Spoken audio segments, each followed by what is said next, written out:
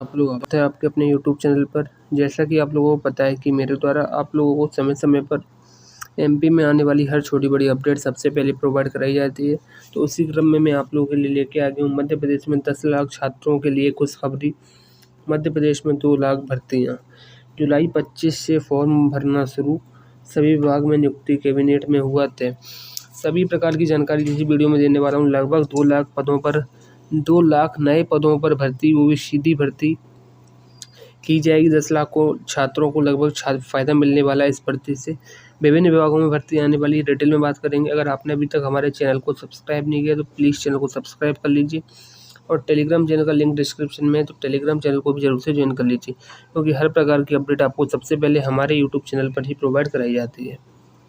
यहाँ पर आप लोग देख सकते हैं, आप लोगों को मैं दिखाना चाहूँगा, ये कल की जो कैबिनेट मीटिंग हुई थी उसमें ये निर्णय लिया गया है। 2 लाख कर्मियों के प्रमोशन को हरी झंडी, इससे भर्ती की भी राह खुली, इतनी ही नई नौकरियां। यानी आप समझ सकते हैं इस बात को, इसको आप ऐसे समझिए कि जो 2 लाख नए पदों पर भर्ती होगी वो किस प्रकार होगी। जो 2 लाख नए पदों पर भर्ती होगी, आप इस बात को ऐसे समझिए, जो 2 लाख नए पद हैं, तो 2 लाख जब नए पद वो प्रमोशन होके नए पोस्ट पे पहुंच जाएंगे, और जो ये प्रमोशन है वो 9 साल से अटका हुआ है। 9 साल से अटका हुआ है, तो जो 9 साल से अटका हुआ है, ये जो सीधी भर्ती से जाते हैं उन लोगों की ये प्रमोशन अटका हुआ है। यानी एक बार प्रमोट हो गए, दोबारा प्रमोट नहीं, जो एक बार भर्ती हो गए उनका प्रमोशन अभी तक नहीं हुआ है, तो वो पद सीधे नई भर्ती के द्वारा ही भरे जाते हैं। जो कि मतलब ऐसे आपको मान के चलिए, मैं आपको एक एग्जांपल देता हूँ, इस बात से आप समझिएगा कि जो वर्ग 3 के पद रहते हैं उस पर सीधी भर्ती के द्वारा ही अभ्यर्थियों का चयन होता है। उस पर कोई पीछे से मतलब ऐसा नहीं है कोई क्लर्क आ गया वर्ग 3 का मास्टर बन गया, ऐसा नहीं रहता है। ऐसा ही पटवारी में रहता है। पटवारी सबसे निम्न स्तर का पद, मान लो राजस्व विभाग का सबसे निम्न स्तर का पद है, तो पटवारी के एंट्री है, ये एंट्री गेट है। तो इस पटवारी के जब प्रमोशन हो जाएंगे तो जो पटवारी के पद खाली रह जाएंगे उस पर सीधी भर्ती के द्वारा ही भर्ती की। इसी प्रकार वर्ग 3 में, और इसी प्रकार अन्य जैसे क्लर्क बोला हो गया, साई ग्रेड 3 हो गया, तो उस पर अब एंट्री गेट ही साई ग्रेड 3 वाला है। तो उसके जो ग्रेड 3 वाले हैं, अब वो ग्रेड जब ग्रेड 2 बन जाएंगे, साई ग्रेड 2, तो साई ग्रेड 3 वाले जब पद खाली हो जाएंगे तो उन पदों पर साई ग्रेड 3 न्यू अभ्यर्थियों के द्वारा, यानी जो आप लोग अपन जैसे एप्लीकेंट आवेदन करेंगे वही लोग इसके बन पाते। अब डिटेल में बात कर लेते हैं इसके बारे में। अगर आप मेरी बात को समझ चुके होंगे तो आपके लिए बहुत बेहतर रहेगा। यहाँ पर आप देख सकते हैं, पहले एसटी के 20%, फिर एसटी के 16% पद भरे जाएंगे, अंत में अनारक्षित। प्रदेश में 2016 से सरकारी सेवकों की पदोन्नति पर रोक लगी, अब हटने की कगार पर है। यानी आप समझ सकते हैं 2016 से किसी भी व्यक्ति का प्रमोशन नहीं हुआ है। यानी 2016 से के बाद अभी 25 आ गया, तो आप समझ सकते हैं लगभग 9 साल से भी ज़्यादा का समय हो चुका है। उसके बाद आप यहाँ पर देखेंगे, हरी झंडी मिलने वाली, अब जल्द ही सामान्य प्रशासन विभाग इसका नोटिफिकेशन जारी करेगा। नए नियमों पर होते ही, इस बात को देखिए, नए नियम लागू होते ही 2 लाख से ज़्यादा सरकारी अफसर कर्मियों को पदोन्नति का रास्ता मिलेगा। इन प्रमोशन से 2 लाख नए पद रिक्त होंगे, जिन पर नई भर्तियां का रास्ता खुलेगा।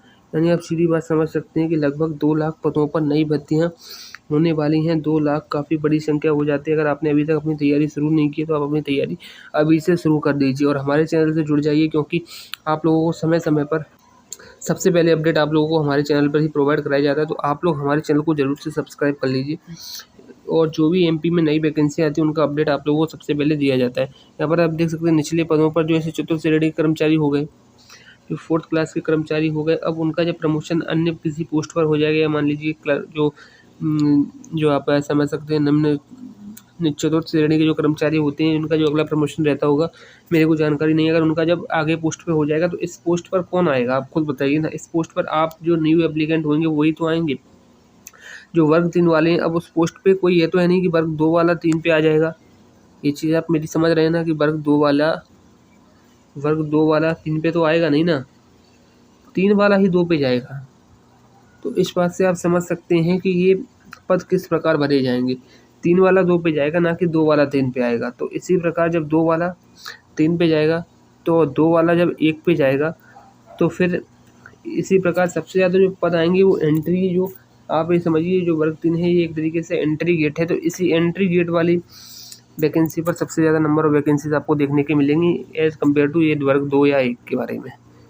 तो आप जल्दी ही उम्मीद कर सकते हैं कि बड़ी संख्या में नए पद आने की पूरी संभावना है।